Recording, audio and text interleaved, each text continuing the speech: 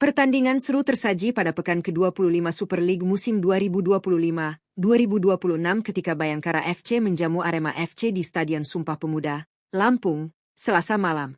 Laga ini menghadirkan drama besar, kartu merah, hingga comeback dramatis dari tim tuan rumah. Pada akhirnya, Bayangkara FC berhasil mengamankan kemenangan dengan skor 2-1 setelah sempat tertinggal lebih dulu dari Arema FC. Sejak peluit babak pertama dibunyikan, kedua tim langsung memperlihatkan intensitas permainan yang tinggi. Bayangkara FC yang bermain di hadapan pendukungnya mencoba mengambil inisiatif serangan lebih dulu. Mereka berusaha menekan lini pertahanan Arema FC dan membangun serangan dari berbagai sisi lapangan. Namun Arema FC tidak tinggal diam. Tim tamu mampu meredam tekanan yang diberikan oleh Bayangkara FC dengan organisasi permainan yang cukup rapi. Arema FC juga beberapa kali mencoba membalas melalui serangan balik cepat yang cukup berbahaya. Pertandingan berjalan cukup ketat sepanjang babak pertama. Kedua tim sama-sama berusaha mencari celah di lini pertahanan lawan, tetapi peluang yang tercipta belum mampu menghasilkan gol. Bayangkara FC mencoba meningkatkan tempo permainan, sementara Arema FC tetap bermain disiplin dan menunggu momen yang tepat untuk menyerang. Drama akhirnya terjadi menjelang berakhirnya babak pertama. Pada masa tambahan waktu, Arema FC berhasil memanfaatkan peluang penting yang berbuah gol pembuka. Joel Vinicius sukses mencetak gol pada menit 45-1 yang membuat tim tamu unggul lebih dulu dalam pertandingan ini. Gol tersebut menjadi pukulan bagi Bayangkara FC yang sebelumnya cukup dominan dalam penguasaan permainan. Sementara itu, Arema FC mendapatkan kepercayaan diri tambahan setelah berhasil memimpin jelang turun minum. Namun drama tidak berhenti sampai di situ. Menjelang akhir babak pertama, situasi pertandingan semakin memanas setelah salah satu pemain Arema FC harus menerima kartu merah. Pablo Oliveira diganjar kartu merah yang membuat Arema FC harus melanjutkan pertandingan dengan hanya 10 pemain.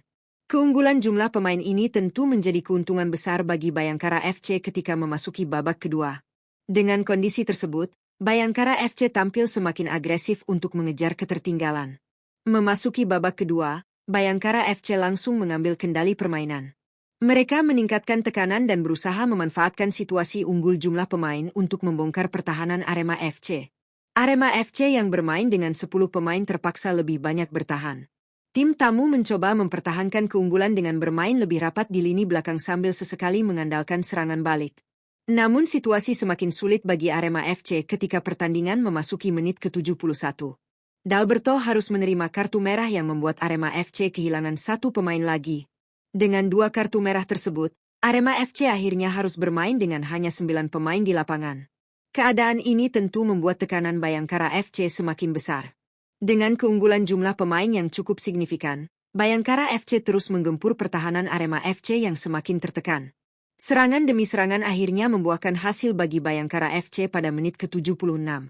Privat Mbarga berhasil mencetak gol penyama kedudukan yang membuat skor berubah menjadi 1-1. Gol tersebut disambut dengan sorakan para pendukung tuan rumah yang memadati Stadion Sumpah Pemuda. Setelah gol tersebut, momentum permainan sepenuhnya berada di pihak Bayangkara FC. Mereka terus berusaha menekan pertahanan Arema FC yang mulai kelelahan karena harus bermain dengan 9 pemain. Arema FC sebenarnya masih berusaha mempertahankan hasil imbang dengan bertahan sekuat tenaga. Namun tekanan yang terus datang dari Bayangkara FC akhirnya kembali membuahkan hasil pada menit-menit akhir pertandingan.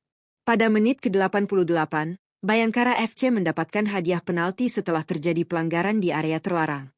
Kesempatan emas tersebut tidak disia-siakan oleh Musa Sidibe yang maju sebagai eksekutor.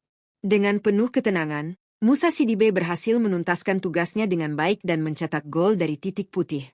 Gol tersebut membuat Bayangkara FC berbalik unggul 2-1 atas Arema FC. Gol penalti tersebut sekaligus memastikan comeback dramatis Bayangkara FC dalam pertandingan ini. Setelah sempat tertinggal pada babak pertama, mereka berhasil membalikkan keadaan pada babak kedua. Sisa waktu pertandingan tidak mampu dimanfaatkan Arema FC untuk menyamakan kedudukan. Bermain dengan 9 pemain membuat mereka kesulitan untuk membangun serangan yang efektif. Hingga peluit panjang dibunyikan, skor 2-1 untuk kemenangan Bayangkara FC tetap bertahan. Hasil ini menjadi kemenangan penting bagi Bayangkara FC yang berhasil memanfaatkan situasi pertandingan dengan baik pada babak kedua. Bagi Arema FC, kekalahan ini tentu menjadi hasil yang cukup mengecewakan setelah sempat unggul lebih dulu melalui Joel Vinicius. Namun 2 kartu merah yang diterima tim membuat mereka berada dalam situasi yang sangat sulit sepanjang babak kedua. Dalam pertandingan ini, Duel taktik antara pelatih Arema Marcos Santos dan pelatih Bayangkara FC Paul Munster juga menjadi sorotan. Kedua pelatih mencoba mengatur strategi terbaik bagi tim masing-masing dalam menghadapi situasi pertandingan yang terus berubah. Pada akhirnya, Bayangkara FC mampu memaksimalkan keunggulan jumlah pemain dan memanfaatkan momentum untuk membalikkan keadaan. Kemenangan ini juga memperpanjang tren positif Bayangkara FC yang kini berhasil meraih 5 kemenangan secara beruntun di Super League musim 2025-2026. Hasil tersebut tentu menjadi modal penting bagi Bayangkara FC dalam menghadapi pertandingan-pertandingan selanjutnya. Sementara itu, Arema FC harus segera melakukan evaluasi setelah kekalahan ini, terutama terkait disiplin permainan yang berujung pada 2 kartu merah dalam pertandingan tersebut. Pertandingan Bayangkara FC melawan Arema FC di Stadion Sumpah Pemuda ini akhirnya menjadi salah satu laga yang penuh drama pada pekan ke-25 Super League musim ini, dengan comeback dramatis yang memastikan kemenangan 2-1 bagi Bayangkara FC.